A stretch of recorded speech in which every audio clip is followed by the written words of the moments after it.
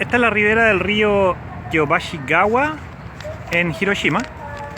Y bueno, voy a aprovechar este pequeño recodo de ribera para explicar un concepto que en mecánica de fluidos es bastante utilizado, pero cuesta mucho explicarlo, sobre todo en términos teóricos. El río describe un flujo que viene en esta dirección.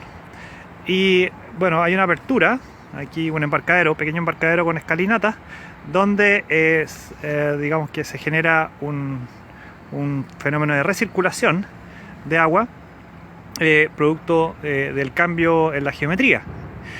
Y bueno, las hojas están describiendo ciertas trayectorias que permiten inferir cómo es el comportamiento superficial del flujo. En mecánica de fluidos nosotros tenemos dos enfoques. Uno es caracterizar el flujo en un punto específico, por ejemplo en un punto fijo en el tiempo, y calcular las propiedades cinemáticas y dinámicas del flujo, ¿ya? Un punto fijo. O en su defecto, seguir una partícula, como podría ser esa partícula de ahí, ¿ya? Y definir las propiedades, de nuevo, cinemáticas y dinámicas de esa partícula en la medida que se mueve el flujo. Ahora, el agua, siendo un fluido, es un continuo. Bueno, a nuestra escala, a la escala visual, es un continuo, y por lo tanto no es posible caracterizar partículas individuales de fluido.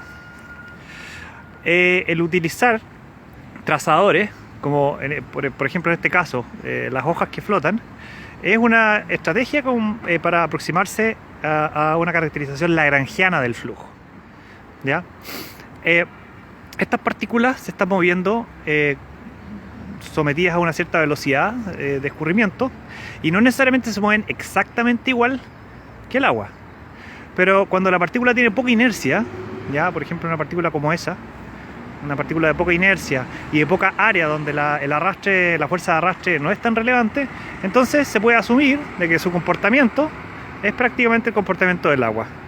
Por ejemplo, esa partícula de ahí. Ahora, si nosotros utilizamos un campo de partículas, ya alimentamos la superficie con un campo de partículas, podemos ver algún tipo de trayectoria, la trayectoria del flujo. En este caso no se nota mucho en este momento, pero lo que ocurre es que el flujo describe una recirculación, ¿ya? Y estas hojitas que están saliendo acá, ¿ya? Estaban hace un rato en este lugar, ¿ya? Y eso de alguna manera describe la presencia de un vórtice producto de la obstrucción generada por esta geometría en el flujo que viene desde el horizonte. Así que, repito, lagrangiano, seguimiento de partículas; euleriano, un punto fijo en el espacio, ya, donde calculamos las propiedades del flujo.